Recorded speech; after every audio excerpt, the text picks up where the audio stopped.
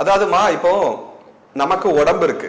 இந்த உடம்பு இருக்கும்போது நம்மளுக்கு சௌரியமா அந்த உடம்புக்குள்ள இருக்கிறதுனால பசி தாகம் எல்லாமே இந்த உடம்பு மூலமாக நம்ம புலன்கள் நம்மளுடைய தகவலை நம்மளுக்கு தெரியப்படுத்திக்கிட்டே இருக்கு.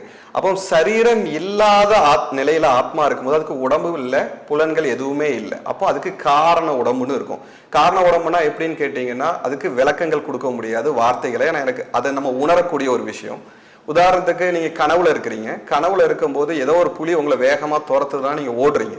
ஆனா உங்களுடைய புலன்கள் நீங்க தூங்கிட்டு தான் இருக்கிறீங்க. ஆனா அங்க ஏதோ ஒரு உடம்பு உங்களை எதை துரத்துதுன்னு ஒரு கேள்வி இருக்கு. ஏன்னா உங்க உடம்பு படுத்துதான் இருக்கு. ஆனா அங்க உள்ளுக்குள்ள நீங்க ஓடிட்டு இருக்கிறீங்க. ஒரு புலியை துரத்தும் போது ஓடுறீங்க. அப்ப அது காரண உடம்புன்னு சொல்லுவாங்க. அப்ப அந்த காரண உடம்பு சரியான முறையில வருவதற்கு, அந்த ஆத்மா புரிந்து கொள்வதற்கு சில காலங்கள் ஆகும். அந்த காலத்துக்காகத்தான் நம்மளுடைய முன்னோர்கள் அதற்கான தேவையான உணவுகள் வைக்கணும், காகத்துக்கு படைக்கணும், இப்படி சில சடங்குகள் பல சமூகத்துக்குள்ள இருக்கு. இது ஒரு சடங்கு முறைகள் மட்டும் இந்த முறை தான் பண்ணா சரிங்கிறது கிடையாது. நம்ம இந்தியாவில் பல மாநிலங்களும் பல முறைகள்ல சடங்கு இருக்கு.